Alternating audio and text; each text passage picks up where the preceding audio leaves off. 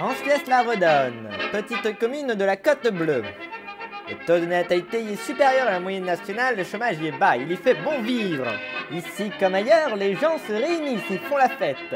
Après une semaine de dur labeur, ils sortent le samedi soir, se divertissent et se cultivent. Bien loin du faste des grandes villes, c'est dans un gymnase que le partage et la vie se créent. Monsieur le maire, conscient que la Traviata ou Carmen ne se joue pas dans une salle de sport, dut se résoudre à demander de l'aide aux architectes. Un concours fut lancé et c'est le projet de l'agence Boa qui remporta les faveurs du jury.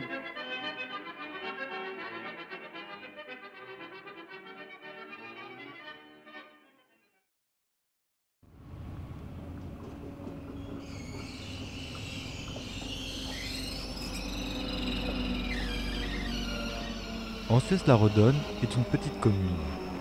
Les budgets ne sont pas ceux des grandes villes, et c'est en général la culture qui en est le plus tributaire. Les mots de Frédéric Breyss, l'architecte en charge de ce projet, sont sans appel. La culture ne rapporte pas d'argent. Le programme était simple. Il s'agissait de la construction d'un complexe dédié aux activités festives et culturelles de la commune. En somme, une salle polyvalente, mais avec un impératif. Il ne fallait pas que ça coûte cher. Le bâtiment présente une forme de fer à cheval. Les volumes s'articulent de manière à laisser notre regard pénétrer cet espace.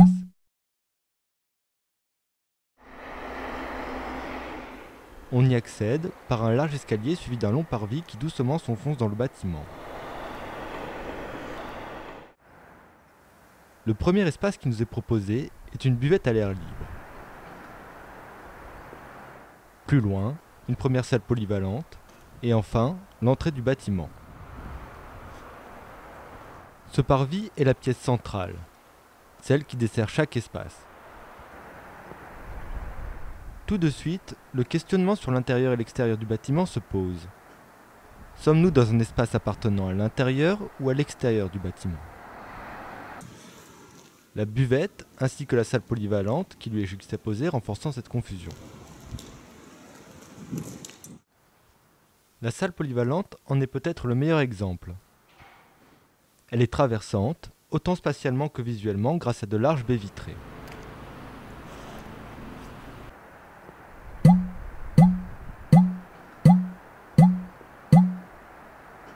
Enfin, la réception.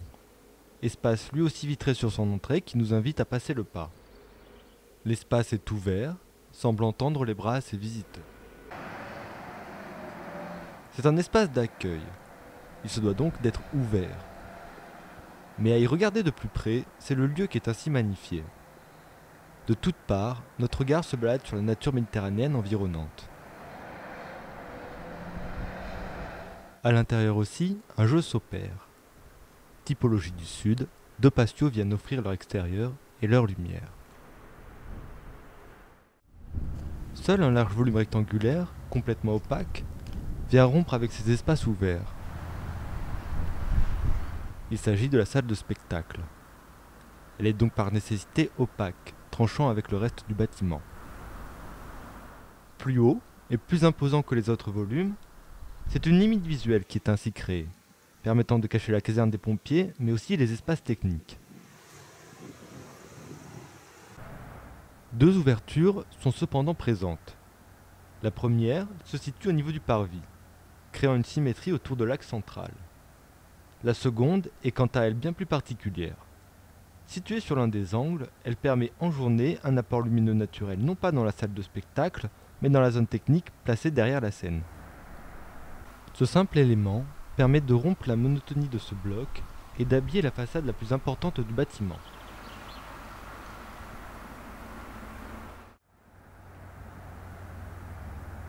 C'est aussi le point d'orgue du jeu qui s'opère entre le ciel et le bâtiment. Le matériau brut qui est le béton, rappelant la roche calcaire des alentours, offre de superbes contrastes de textures et de couleurs.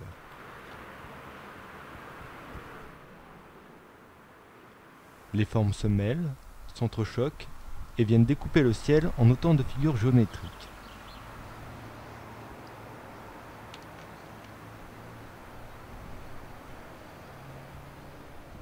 Derrière le bâtiment, un théâtre de verdure prendra place.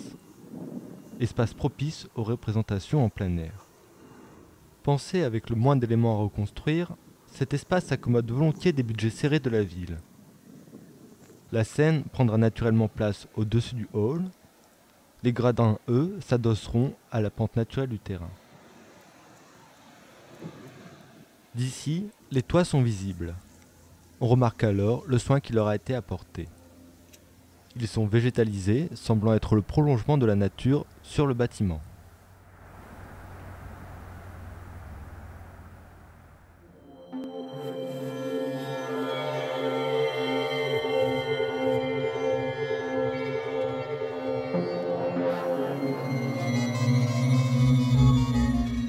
Le soleil se couche, et avec la nuit arrivent les visiteurs.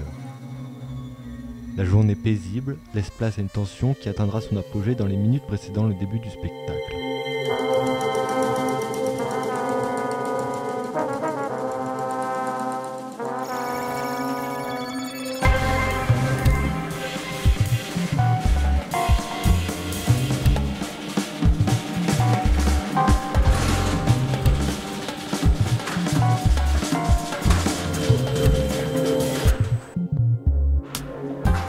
Il faut préparer la salle. La modularité, principe qui prévaut dans cet édifice, est présente grâce à des gradins rétractables. Sortis en une vingtaine de minutes, c'est 400 places qui sont ajoutées, transformant ainsi l'espace.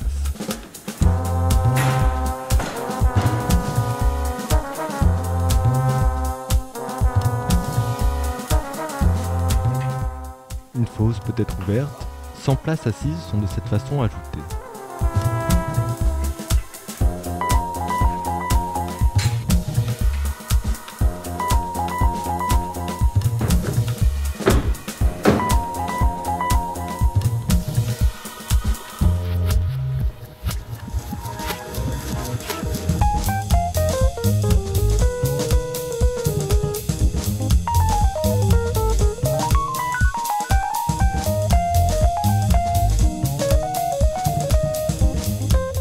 Les volumes sont en place, la technique prend le relais.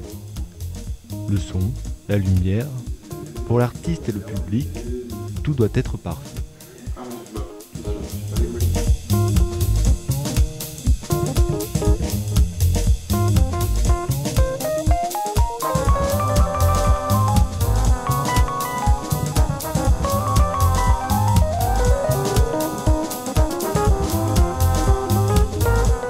La salle est fin prête.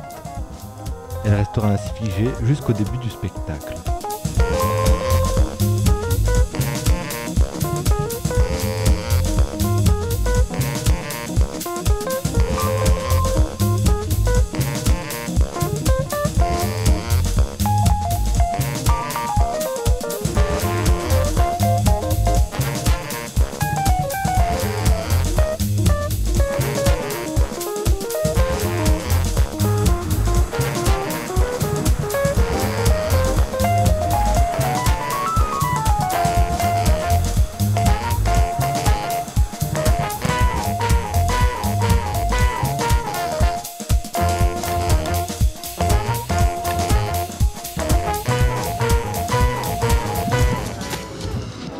La nuit tombée, la fenêtre de la façade entre en scène et joue enfin son vrai rôle. C'est une signalisation à destination des visiteurs. Le spectacle a bien lieu ici.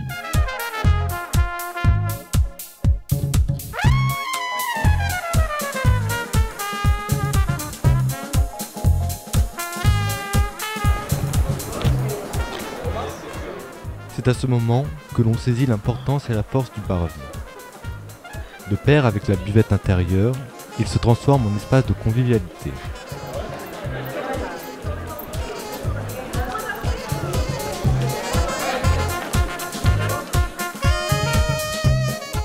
L'atmosphère est électrique. Le bâtiment s'allume et s'anime. Il prend ici toute son ampleur. Doucement, le public prend possession de l'intérieur. Le spectacle est proche.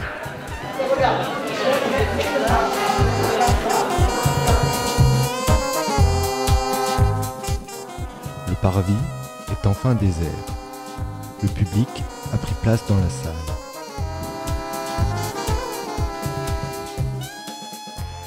Tout peut enfin commencer.